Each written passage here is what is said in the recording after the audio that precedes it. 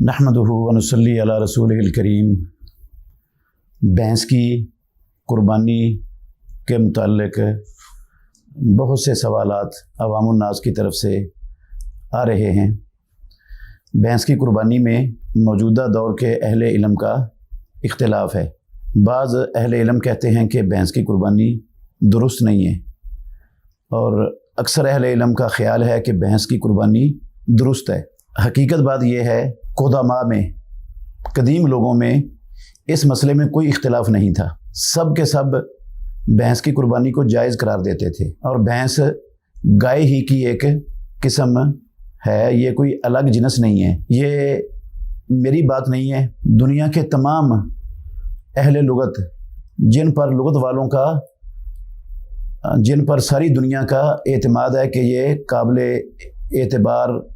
एतमाद आइम्मा हैं लुगत के, सारी दुनिया में जिनकी किताबें मुस्तनद और मोतबर तरीन मानी जाती हैं, उनमें से इमाम ज़ुबैदी अपनी किताब ताजुल उरूस में, इसी तरह इमाम इब्न मंजूर अल इफ़रीकी अपनी किताब लिसानुल अरब में, और इमाम जौहरी अस्सिहा में, लुगत की तकरीबन तमाम किताबों में सब अहले लुगत इस पर मुत्तफ़िक हैं कि ये अल-जामूसो नौउन मिनल बकर, ये भैंस भी गाय ही की एक किस्म है, ये कोई अलग चीज़ नहीं है। ये मौजूदा दौर के अवामुन्नास का या आम लोगों का मसला नहीं है, ये उन लोगों का इत्तेफाक है जो अहले अरब शुमार होते हैं और अहले लुगत हैं, और जिनको अहले लुगत तस्लीम किया जाता है और जिनकी किताबें सारी दुनिया में मोतबर समझी जाती हैं, ये उन लोगों का इत्तेफाक है। इसी तरह मुफस्सिरीन और आइम्मा मुहद्दिसीन वो भी इसी बात को तरजीह देते रहे हैं हमेशा। इमाम अहमद बिन हम्बल रहमतुल्लाह अलैह जो इमाम अहले सुन्नह हैं, उनसे पूछा गया कि कुर्बानी भैंस की, इसमें क्या 7 लोग शरीक होंगे? तो उन्होंने कहा कि इसमें कोई इख्तिलाफ़ नहीं है, यानी 7 लोग शरीक होंगे, कोई इख्तिलाफ़ नहीं है। भैंस की कुर्बानी का उनसे पूछा गया है। तो अगर ये भैंस जिनस गाय की ना होती, अलग जिनस होती, तो फिर इमाम अहमद बिन हम्बल रहमतुल्लाह अलैह क्यों कहते भाई इसमें कोई इख्तिलाफ़ नहीं है किसी का कि इसमें 7 लोग शरीक होंगे?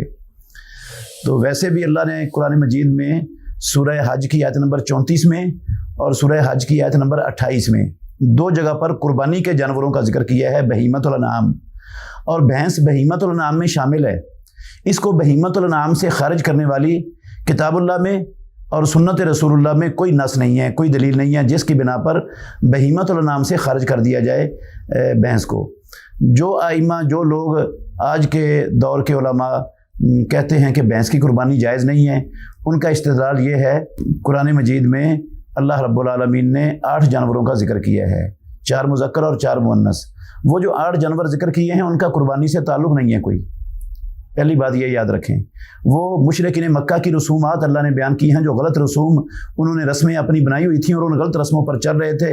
अपनी मर्ज़ी से उन्होंने कुछ चीज़ों को अपने लिए हलाल किया हुआ था, कुछ को हराम किया हुआ था, कुछ को औरतों के लिए हलाल किया हुआ था, कुछ को मर्दों के लिए हलाल किया हुआ था, कुछ को सब के लिए हराम किया हुआ था। ये उनकी अपनी गंदी रस्में थी, जिन रस्मों का रद्द अल्लाह रब्बुल आलमीन ने किया है। और 4 किस्म के जानवर इसलिए आए हैं कि अरब के यहाँ ज़्यादा यही मारूफ जानवर थे, उसमें हसर है ही नहीं है कि बहीमतुल अनाम सिर्फ यही 4 किस्म के जानवर हैं, इनके अलावा कोई बहीमतुल अनाम में आता ही नहीं। ऐसा कोई हसर वाला एक कलिमा भी उस आयत के अंदर मौजूद नहीं है। फिर उस आयत का कुर्बानी के साथ कोई ताल्लुक़ नहीं है। कुर्बानी वाली ये आयतें हैं, और बहीमतुल अनाम में भैंस शामिल है, कट्टा शामिल है। इसलिए जो है ना, इसको खारिज करने वाला बहीमतुल अनाम से, मेरे कहने से या आपके कहने से या किसी आलम के कहने से खारिज नहीं होगा। इसके लिए दलील चाहिए कि बहीमतुल अनाम इसमें नहीं शामिल। बाकी बाज़ लोग जो कुर्बानी को जायज़ नहीं समझते, वो कहते हैं रसूलुल्लाह सल्लल्लाहु अलैहि वसल्लम ने नहीं की, सहाबा ने नहीं की।